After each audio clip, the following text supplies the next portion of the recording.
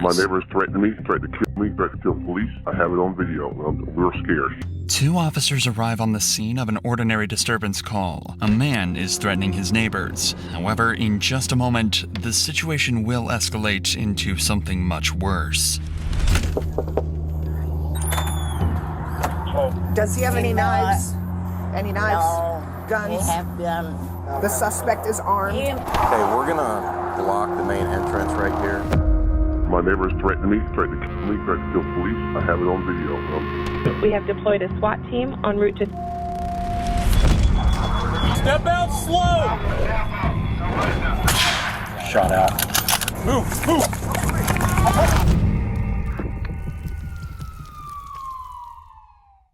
On March 11th, 2023, a peaceful morning descended into chaos in Steel Creek, Charlotte, as one man began a campaign of terror that has put an entire neighborhood in danger. But to understand how police got this schizophrenic man under control, we need to take a look at every tactic and technique the SWAT team used throughout the 30-hour standoff. It started at 6:45 a.m. on Saturday morning when Ty walked into his front garden, megaphone in hand, and threatened to kill his neighbors on Briar Fork Drive. The clock started immediately when 911 started receiving calls from some of those neighbors. My neighbor is threatening me, threatened to kill me, threatened to kill the police. I have it on video. We're scared. Okay, and when you say he's threatening you, is he doing it in person, on the phone? Yeah, phone with a megaphone. He's out in front of his yard.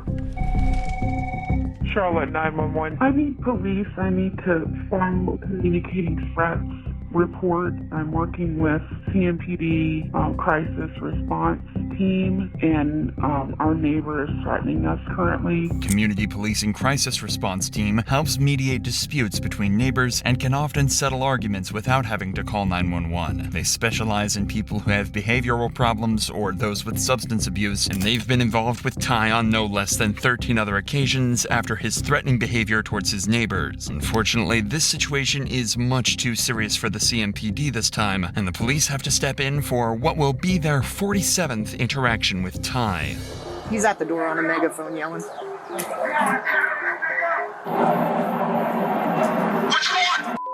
Here we go. Good morning. How you doing? Ron has a warrant for his arrest. I don't know because I'm telling We you, have to take him. He has a warrant for his arrest. Does he have any knives? Any knives? no, Guns? They have guns. The gun have the six bullet. Yeah, Revolver. yeah, Where's He that has at? that? yeah. Well, we're going to try to get out of his range in case he shoots. He can't see us to shoot.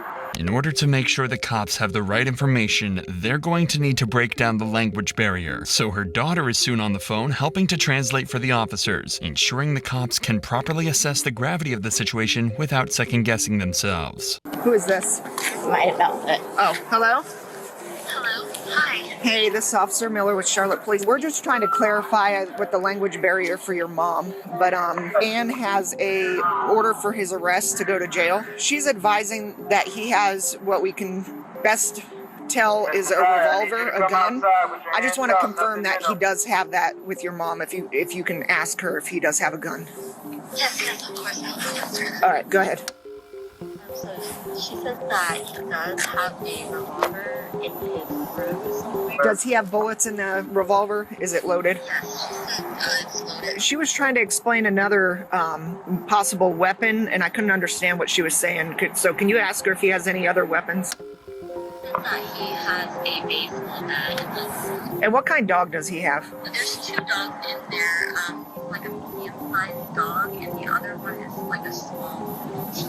Now the cops have a much better picture of what they're facing. They know that Ty has a gun and it's loaded. They suspect he has a dog in there with him, and although the mother claims it won't bite, these cops can't take any chances. Ty also has a warrant out for his arrest for communicating threats in another incident, making this a criminal barricade. The difference between a criminal barricade and a non-criminal barricade is simple. A non-criminal barricade usually means a suspect isn't wanted for a crime and is often a case of a suicidal suspect. A criminal barricade means the suspect is wanted for a crime, is a possible danger to others, and needs a drastically different approach. These cops don't have access to the resources this kind of response will need, and SWAT is called in to take over this standoff. SWAT has an arsenal of armored vehicles at their disposal, as well as riot shields, expert negotiators, and specific training to deal with this exact kind of situation. But just because SWAT has been called doesn't mean the negotiations stop there, as police continue to try and convince Ty to hand himself in while they wait for the team to arrive. Mr. Ty, it's the Charlotte-Mecklenburg Police Department. We're outside. Mr. Ty, I need you to come outside. We're not going anywhere. We need you to step outside with your hands up. Ty already has a warrant out for his arrest for communicating threats in another incident, and police know he's highly strung, potentially violent, and extremely unpredictable. If they're going to talk him out of the house, they're going to have to convince him there's no danger. It would help me understand this a lot better if we were talking face to face. Ooh, are you gonna kill me? No, that I'm not. Are you gonna put me in handcuffs? Yes, I will have to put you in handcuffs. And then you're not gonna let me back into my house. You're gonna take me somewhere far away. Listen, you do have a warrant. Yes. For communicating threats, okay? That's why we're here. Yes, and I can change my identity. We have to serve that warrant, okay? That's just me. My name is King Tyen. I'm not in the business of lying, okay? I don't want to lie to you. I don't want to steer you in the wrong direction, all right? The trouble that you're in is very minor, okay? It's not a big deal. By reassuring him that he won't be hurt if he surrenders, the negotiator can try to prevent the situation escalating, or even turning violent. During negotiations like these, police will try to de-escalate the situation and keep the suspect as calm as possible. But in this case, Ty seems so unhinged that there's no way they can make him see reason. If things deteriorate any further, it's possible Ty might make good on his threats, and this situation could turn deadly. Nobody wants to kill you, I promise you that. I do not want to harm you, and no officer out here wants to hurt you. That I can promise you. Take me alive. No matter what you do, you have to. Nobody wants to harm you, and we don't want you to harm yourself, all right? This is war, dude. You broke my door. This is not war. You broke me in front of everyone, right? No, we do not want you to hurt yourself. It seems peaceful negotiations aren't working, as no matter what the negotiator tries, Ty just won't cooperate. Become very consistent that he will not leave that home. It's just circles, circles, circles, man. Like it always circles back around to I'm gonna kill myself or you're gonna kill me, period. I'm not coming out of this house. I'm gonna die today. With Ty armed, barricaded in his house, and threatening to kill people, the police need to keep him calm and de-escalate the situation until backup arrives. Shortly afterwards, the SWAT team finally arrives at the scene to bring this standoff to an end. Hey, get your f***ing people ready to have a plan. You ready? Do you want me to try to push the robot up, see if I can get over stuff? The SWAT team finally at the scene, they can get a better look at their surroundings by sending in robots and drones. But they first need to find the best place to gain entry into the house, which in this case is right through the front door. 2539. Well, I will call you. I just need you to answer your phone.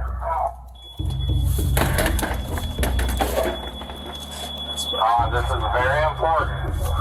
Nobody is here to hurt you. We are only here to help. Your mother's worried about you. And we are here to make sure that you get the help you need. By breaching the door, the SWAT team is trying to see inside the house. If Ty isn't willing to negotiate, then SWAT may have to force their way inside and face Ty in his own home. But this just agitates Ty further, and he closes the door in defiance. Once again, SWAT has no idea what's waiting for them inside, so they decide to break down the door again, only this time, they intend to rip it right off its hinges. Although this has made it easier for SWAT to enter the house, the negotiator's job is about to get even harder. I was just about to say, was it like the smartest idea for him to be in front of the door if they didn't know what was waiting for them in the house? Because he was just like blatantly in the door, in the path. As breaching the door has only agitated Ty further, and this standoff is threatening to spiral out of control. I want to myself. I'm not gonna be here and be cut all by some goddess who I don't even give a about. Leave me alone. Let me control the voice. Literally, the voice is controlling me, man. You are stronger than that. Dude, I'm possessed. You control the voice. Listen, I have faith that you can control that voice, okay? Okay, then let me do it. No, I'm just gonna myself and get this voice out of my head and go to heaven. No, don't let that voice win. I have no control over my mind, dude. I'm telling y'all, I'm under mind control, possessed. You are stronger than that, okay? You can do it, and we can help you. This could be some kind of manic episode Ty is experiencing, as he's definitely not of sound mind, especially when he's talking about voices controlling him. He's angry that his mother's front door has been destroyed, and the cops know they've made him mad. Their priority is to try and de-escalate the situation, so they try and convince him they'll fix the door after he hands himself in. But Ty's reaction is not what the cops were hoping for. Broke my door, man. I spent an hour telling you that was going to happen. I can't live here no more. The door can easily be fixed. We are poor. It's only me and my mother. Who's going to take care of your mother if you harm yourself? Don't leave me alone. I'm not letting you take me alive. I can give your mother a number to our risk management, and our risk management can help fix the door, okay? And we all know that. Myself, but you can be. No. That's why I'm acting like an idiot. Nobody's hurting. Nobody said you're acting like an idiot. Listen. Well, you act like an idiot. You broke in my door, so I'm myself. And I told you we were going to do it. He hang up on you. We're now 5 hours into this standoff, and the house is completely surrounded. On the sidelines, police are trying to obtain an involuntary commitment order. These are issued to individuals who are experiencing mental health problems that impair their ability to reason. This would be the third time Ty has been issued with an involuntary commitment order. But despite how serious the situation is, they still can't enter the house without a search warrant. This is often a long process, but in this case, it only took a couple of hours after convincing a judge the warrant was absolutely necessary to help bring this standoff to an end. So now, 8 hours into this standoff, and with the search warrant in hand, SWAT started their meticulous operation to clear any obstacles from their path, a process they call tactical breaching. You murdered me to try to ruin my house.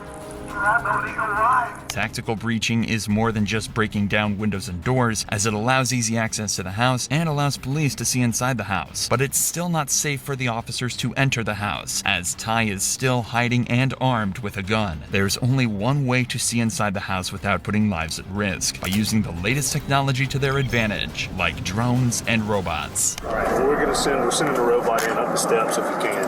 She can't get around all the junk. I'm in the living room, so I had to go through the garage. Okay, all right, sir. Well, hopefully you'll get the drone up. So this is what the living room looks like.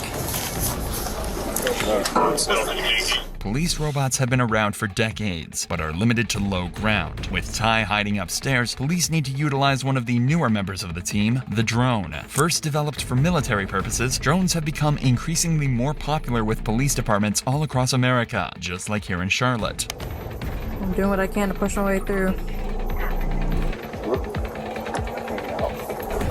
Robots in the laundry room. A lot of junk though, trying to push some stuff out of the way.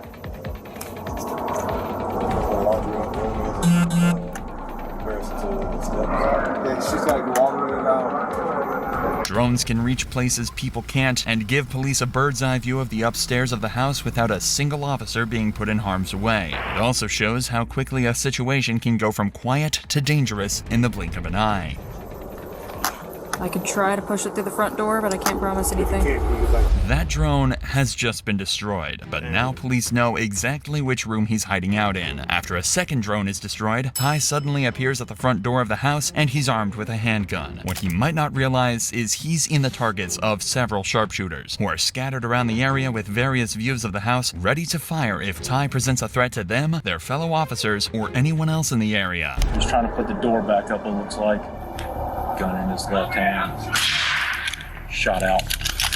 Shot out. He went back up the steps. That was just a warning shot, after one of the sharpshooters perceived Ty to be a genuine threat. But the warning shot did its job, and Ty retreated back into the house. After he returned upstairs, he called 911, initially claiming he'd been shot. It turns out he was lying, but during the same call, he told police he was no longer on Ty and had become Lucifer. Charlotte 911. I saw the police shot a person because he was holding a gun and pointing at police.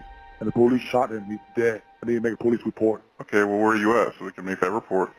I'm in heaven. Oh, okay. I'll go. Yes, my name is Lucifer. This was one of 4 different personalities he's taken on over the course of this standoff, and in order to keep him talking, police will play along and call him Lucifer. But any hopes that they have of ending this standoff before nightfall are slipping away, as...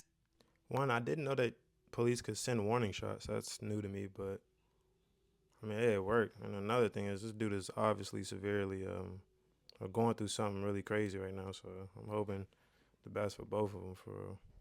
Negotiations come to a standstill. This is Lucifer. Can I help you? Lucifer?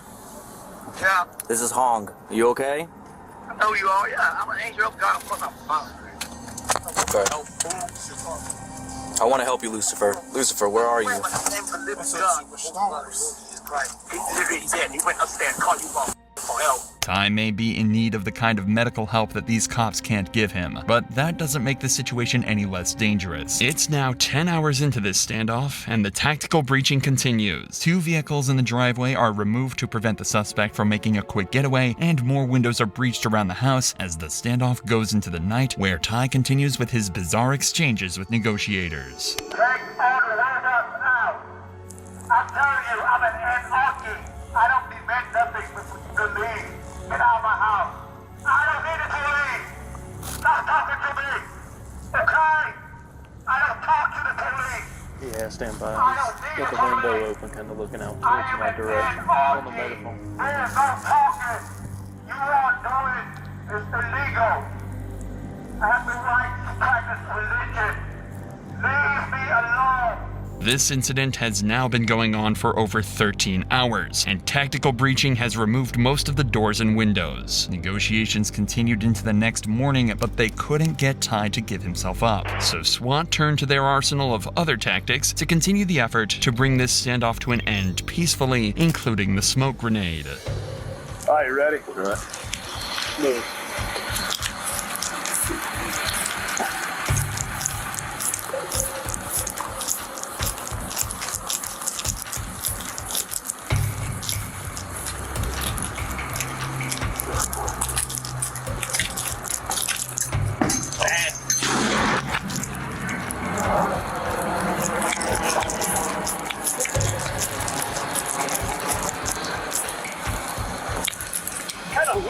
What was that? Smoke grenades can help create a visual barrier and disorient a suspect. The sudden, sharp sensory overload can lower the suspect's will to resist and encourage him to surrender peacefully. But the SWAT team isn't done yet and decides to enter the house to cut the power off. All right, good.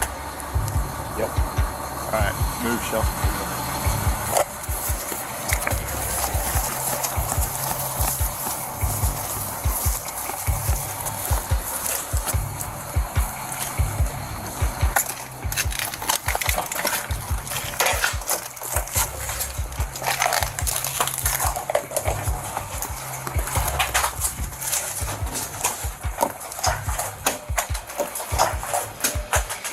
This tactic serves 2 purposes. Firstly, it solves some of the safety concerns, as electrical equipment and lights will be deactivated to prevent accidental fires or explosions, especially when the suspect has firearms. With the house now a complete wreck, a small fire could prove disastrous and engulf the whole house in minutes. Cutting the power also adds psychological pressure, as removing electrical equipment the suspect may be using could leave them feeling isolated and alone, especially during the night. But despite their best efforts, Ty refused to leave the house at all, and it was starting to look like this standoff might never end. But then, at 1:18 p.m., an hour after they cut the power, Ty was seen coming downstairs. This is the moment SWAT tried to bring this standoff to an end with the help of OC powder chemical munition, better known as tear gas. The effects of tear gas on the body include an unbearable burning sensation in your eyes, nose, and on your skin. This is exactly the kind of experience that was waiting for Ty if he went back upstairs, where they've just fired it. For the first time since this 30-hour standoff began, this prompted Ty to come out of the house and confront SWAT face to face. Police will always try to achieve a peaceful resolution in cases like these, but as they have been for the last 2 days, they'll be ready to shoot if Ty opens fire. I got you, I promise. You're good, come on. Yeah, stay on the phone. You can stay on the phone. Come to us. Come on. No, come on. You're good. Come on. Come on, sir. I got you. Come on to me. Just be careful. You're good. Come on. Yep. Yeah, come on. You keep walking. You're good. Bring the dog with you. Come on. Oh, we're not, brother. Come on. Yeah, your dog's good. Come on. Okay, yep. Hey, I'll take over verbal so you can make a call on the other side. Keep coming to us. We're not going to shoot you. You keep coming to us. You're doing good. Just, you're fine. Keep walking towards us. Keep your hands ready. You're good. You're good. We see your dog. We see your phone. You're good, Auntie. Keep walking towards us, brother. You're doing good. Can we move? He's facing away. Bang him and move. Yes. Move. Get on the ground. I'm coming. Don't kill my dog. I'm coming. Don't kill my dog, please. I'm coming. That's why I give you the bag. That's why I give you my bag. Don't kill me. That's the handgun he'd been concealing in his clothing and could have been used at any moment. This is a perfect example of a SWAT team who did everything by the book and achieved their goal of a peaceful arrest. It may have taken 30 hours for this to end, but by choosing the right moment, they brought this neighborhood's ordeal to an end with only 1 bullet fired and 0 casualties. Hey, that's a good job on them, man. How they stayed calm, cool, and collected. And they had patience, man. 30 hours? Crazy. Sheesh. And then having to play along with the games and stuff. That's serious. So good job on them. See y'all next video.